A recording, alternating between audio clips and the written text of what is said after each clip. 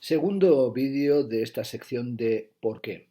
En este caso voy a dedicarlo estos 15 minutos a la cuestión de ¿por qué no interesa el arte político? Para ello voy a apoyarme en un artículo que he encontrado en la red, que ha aparecido recientemente. Es un artículo, bueno, sobre un balance de lo acontecido en Arco y aparece publicado en el periódico eldiario.es y es del 26 del 2 del 2020. El titular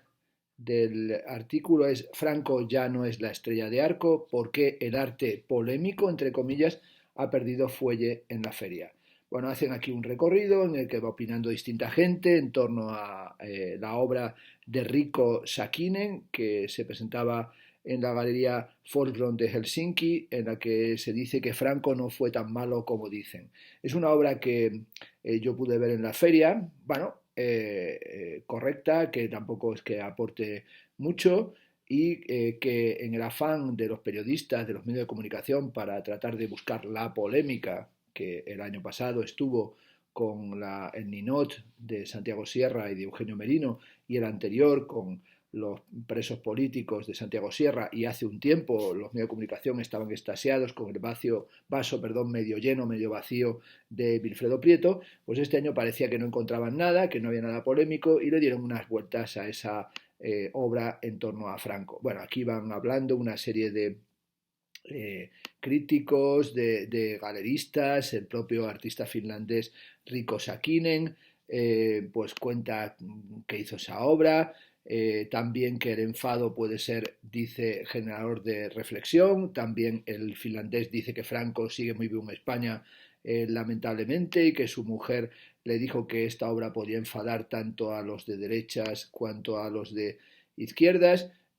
Bueno, luego se viene a subrayar que hoy estamos en el arte contemporáneo entre la banalización y el cansancio. Fernando Cordero, de la Galería La Caja Negra, dice que hubo un momento políticamente más fuerte gracias a los artistas conceptuales de los años 70, más activistas, porque se venía del franquismo y la idea de cultura estaba asociado a pensamientos éticos y religiosos. Sin embargo, hoy estamos, dice, en una banalización que está llegando al cansancio. Y me quiero centrar en unas declaraciones que están ya hacia el final de este artículo periodístico, en el que se hace que intervenga se dice, doctor en Bellas Artes y divulgador de la historia del arte en YouTube, el más célebre en nuestro país, Antonio García Villarán, que cree que el destacar o no estas obras, se refiere a las obras polémicas, no es cosa del público ni siquiera de los galeristas. Antonio dice que lo siguiente: creo que es algo que los medios de comunicación necesitan porque necesitan algo que enganche. Estamos en una sociedad del espectáculo, necesitamos una noticia que todo el mundo entienda y algo que sea rompedor o que moleste. A Franco lo conoce todo el mundo, hablamos de eso. No he visto, continúa la obra, pero seguramente será una tontería, como la del Ninot del año pasado, que por cierto ni se ha vendido todavía. Lo tienen, dice, guardado en un almacén y ahora para sacar las castañas del fuego dice que lo van a quemar. Bueno, esta es una declaración un poco así de rape y tampoco muy brillante. Bueno, es una convención lo de que estamos en la época de la sociedad del espectáculo, pero decir eso es quedarse puramente en el soufflé, quedarse en la parte de la cremita del pastel. Y luego el comentario de que la obra de Merino y Sierra es una obra tonta, pues bueno, no creo que sea el calificativo más adecuado ni oportuno y que habría que entrar a explicar o a reflexionar para que no sea solamente pues un desacreditar así la carrera. Lo que me ha llamado más la atención de las declaraciones de Antonio, que es una persona a la que respeto y además nos tratamos con afecto y amistad, es cuando dice lo siguiente: el arte político en España ya no se practica mucho y diría que afortunadamente porque creo que se necesita menos. Bueno, esto me ha dejado bastante perplejo, porque esta idea de que el arte político en España ya no se practica mucho es algo que se lo imagina Antonio, es algo que tiene contrastado, ha hecho una investigación de carácter estadístico experimental, ha analizado lo que sucede en las galerías, en las ferias, en los estudios, las dinámicas también de la educación universitaria, el tipo de obras que se presentan en las grandes muestras, en las bienales, en las exposiciones. Acaba de hacer un montón de vídeos, todavía los está colgando en la red, sobre las ferias de arte y sin duda se ha dado cuenta que una de las justificaciones y una de las inclinaciones más presentes en los artistas contemporáneos es el arte crítico y es el arte de denuncia y es el carácter político, y que cuestiones como el feminismo o cuestiones como la denuncia de la xenofobia o de la homofobia están absolutamente presentes en el arte contemporáneo, y también reflexiones sobre el estado del mundo, sobre la crisis ecológica, aparecen constantemente, como se pudo apreciar en la última Bienal de Venecia. Por tanto, esta apreciación de que el arte político ya no se practica mucho no es cierta ni en el contexto internacional ni tampoco en el ámbito español. Pero es más desconcertante la segunda parte de la declaración, cuando advierte, y diría que afortunadamente, porque creo que se necesita menos. ¿Qué significa esto de que se necesita menos el arte político? ¿Significa que estamos en una situación menos conflictiva y por tanto se necesita menos el posicionamiento político de los artistas? Tal vez hay menos cosas que criticar porque, como decía Aznar, España va bien, o porque nos hemos encontrado en una situación que es el mejor de los mundos posibles y finalmente hemos llegado al paraíso de los justos. Estamos en una situación en la que se han erradicado todos los problemas, desde la pobreza hasta la destrucción ecológica, desde la marginación y la exclusión de una gran parte de la sociedad, a el techo de cristal que todavía encuentran las mujeres, o la discriminación por cuestiones raciales, o también los comportamientos absolutamente brutalizados y bestializados de una parte de la política española, donde todavía se ponen sobre la mesa cuestiones como la del PIN parental. Me parece que tal vez aquí estas declaraciones solamente tienen una explicación, y es la precipitación lógica al hablar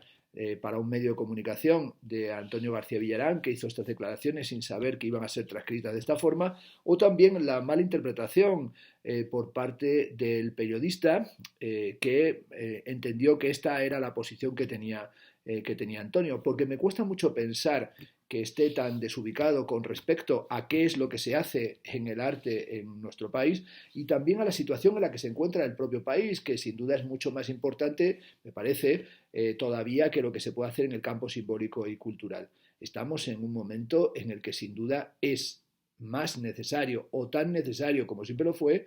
un arte crítico y un arte que tenga condiciones y características de politización, sin que ello suponga necesariamente seguir una pancarta o hacer un arte de denuncia que tenga un carácter absolutamente propagandístico. No me refiero a un arte del realismo socialista ni a un arte de agitación y propaganda, sino a una condición que es ineludible para el arte, y es que el arte, desde su constitución por lo menos en el siglo XVIII, en el periodo de la Ilustración, tiene que ver siempre con la dimensión de lo político. Es un producto y una emergencia, surge junto al propio proceso de emergencia de la burguesía, tiene que ver con la constitución de la esfera pública, desde el principio va a estar vinculado al espacio de la crítica, como sabemos en el tiempo de Diderot, y sobre todo tendríamos que entender que tanto el arte, cuanto la reacción que suscita en el público, cuanto la interpretación y la discriminación que introduce la crítica son factores de implicación político-social.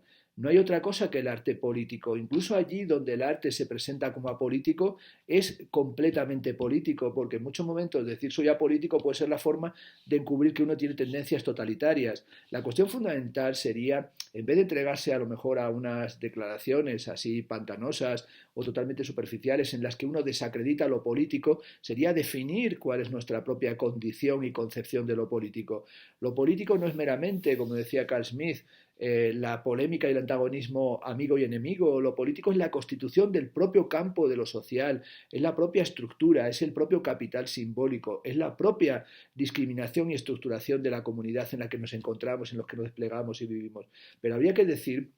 también para que nos aclaráramos, que los propios juicios que emite en este artículo, o que se reflejan o que se malinterpretan, todo puede suceder, de Antonio García Villarán, son absolutamente políticos, es decir, responden a un posicionamiento crítico político. Como dijo Baudelaire, la crítica de arte es parcial, apasionada y política. Y siempre tiene que ser política. La propia noción a la que daré vueltas en otro vídeo de Amparte, lo tengo que hacer porque finalmente es una cuestión que está muy presente aquí en YouTube, en la red, de la mano de los comentarios que hace el propio Antonio. Dije en un vídeo con él en la visita a Madrid que era una posición subjetiva, y cuando digo eso no lo quiero desacreditar, pero tiene que ver con un posicionamiento y una toma de partido subjetiva que a su vez afecta a través de la red a una comunidad de seguidores o suscriptores que pueden compartir esa caracterización de ciertas obras, pero tanto que toma de partido es una politización del juicio y tiene que ver con la propia dinámica política, y si no lo comprendemos lo que estaremos es sencillamente flotando en la nube o pensando que afortunadamente hoy el arte político no se necesita. Y me parece que en un momento en el que arden las redes, en el que se producen movimientos de censura constantes, en el que hay una emergencia de movimientos políticos de carácter totalitario, prefiero decir totalitario que neofascistas, y que tienen a su vez una intención de volver a introducir temáticas absolutamente reactivas y reactivar en el peor de los sentidos las guerras culturales, cuando estamos atrapados en medio de una epidemia, que es sobre todo una epidemia del miedo, que puede crear situaciones de exclusión absoluta, cuando tenemos los refugiados sirios de nuevo a las puertas de Europa y están siendo golpeados y tiroteados en las fronteras de Europa por la policía y por los militares griegos, cuando todavía se están produciendo crisis y sobre todo se están produciendo crisis de enorme magnitud en el mundo, desde las ecológicas a las económicas, cuando todavía se persisten las actitudes homófobas, cuando todavía se produce una desigualdad económica que hace que muchas personas no tengan ninguna posibilidad de acceso ni siquiera a los procesos culturales en los que nosotros nos estamos regodeando, me parece absolutamente inadecuado decir que el arte político, afortunadamente, creo, como dice Villarán, que se necesita menos. Al contrario, se necesita cada vez más. Por eso habría que decir que a la pregunta de por qué nos interesa el arte político, pues sencillamente por una razón, porque creemos que no hay ética sin estética y porque creemos que no es posible un arte que se desvincule de los compromisos de la sociedad y porque creemos que no existe un arte que no sea necesariamente una toma de partido, utilice el lenguaje, la técnica que quiera o siga los procesos y las metodologías que crea conveniente, pero sin esa toma de partido, sin esa conciencia de que estamos inevitablemente abocados a plantear una reflexión sobre lo público, sobre la polis, sobre lo político, si no cobramos conciencia de que somos, como decía Aristóteles, que no Manuel Fraga, el animal político, si no nos damos cuenta que somos políticos y que esa es nuestra condición inevitable, lo único que haremos será colaborar al desarrollo, al despliegue de un pensamiento, si así se le puede calificar, que no solamente será acrítico y presuntamente apolítico o prepolítico, sino que puede lamentablemente deslizarse hacia el peor de los totalitarismos. Esto es lo que quería decir en este vídeo y quiero que se entienda que no es un ataque